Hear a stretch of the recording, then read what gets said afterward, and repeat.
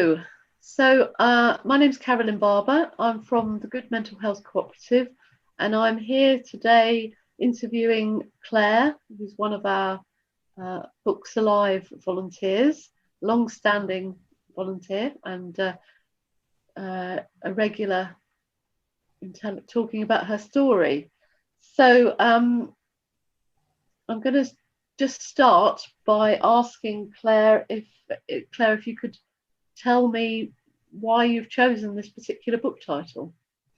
I've chosen it because I am bipolar. So if I give you the basic history, at 17 I went down with severe depression. From the ages of 17 to 30, I got put on every antidepressant going, but nothing seemed to work for me. It would work for a few months and then it would stop working, and then would try me on a new one that would work for a few months and stop working. And then at the age of 30, I had my son. But at the age of 33, I had my first manic episode. That lasted a good 2 to 3 months. And that's when they diagnosed me with bipolar. And since then, I've had another psychotic episode, which put me in hospital. I was sectioned under 6 months, and I did 2.5 months in hospital for that. Okay. And what would you say were the most difficult experiences for you over this? I think my psychosis, the latest one that put me in hospital, that was the most difficult one. I thought someone was out to hurt my son, and I was in hospital away from my son, and that was really, really hard to be in there, and just to be in there. Psychosis it was really tough time for me. Okay. And what I mean, can you say a little bit more about the experience of psychosis? What kind of things were you experiencing? I was seeing hallucinating people, like I was hallucinating police around the house who were going to come in and take my husband away, and it's so real. It was so real.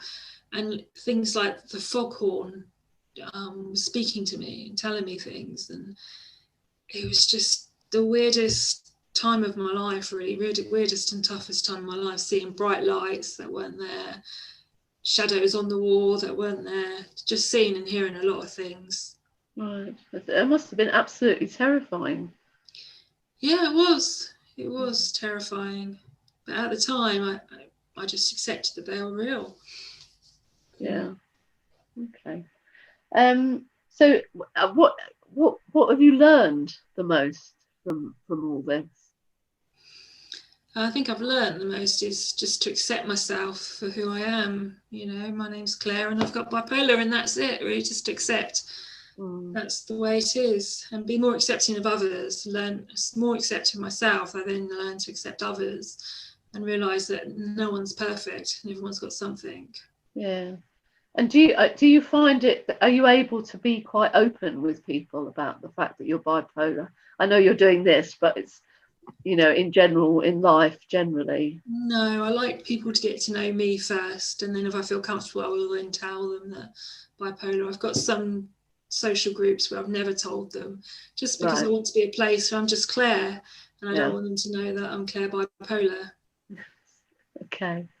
And I just was thinking, what do you, because you've been involved in the Books Alive project, and before that Human Library, for quite a number of years. You were one of the original people, weren't you, in the project? What do you get from that? What do you get from being able to tell your story? I think it's very therapeutic to be able to tell my story and have people. It's very educating as well, having students ask you questions and telling the story again and again and again. Something nice about that. Right. Okay.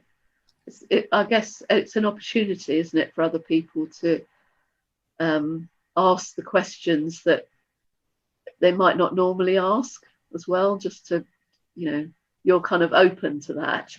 Yeah, and they're very respectful, very respectful. I've never had a bad experience all the times I've been on there. Okay. So just ask you about who has helped you the most getting through these situations? I've got a very good support network. My friends, I call my tribe, they're there, they support me. They accept me, they've seen me in my worst psychotic state, and they've seen me very well like I am now, and they just accept me the way I am. So my friends have got me through it, and family, of course. Yeah. And what would you say to anyone who was going through a similar experience? I'd say be kind to yourself. Find people around that can support you and just be there with you every step of the way, and support you when you're poorly and support you when you're well. Right. And then you'll find that you'll take turns in supporting each other, really. And when you talk about being kind to yourself, what kind of things do you mean by that? Well, I'm kind to myself by I do a lot of exercise. I eat the right foods. I get enough sleep. Just the basic things, just to keep yourself well. And of course, if you want chocolate, eat chocolate. Spend the afternoon in front of the telly eating chocolate. Just be accepting, not too hard on yourself. Okay. Lovely. Okay, is there anything else you wanted to add? No. Okay, thank you very much, Claire. All right.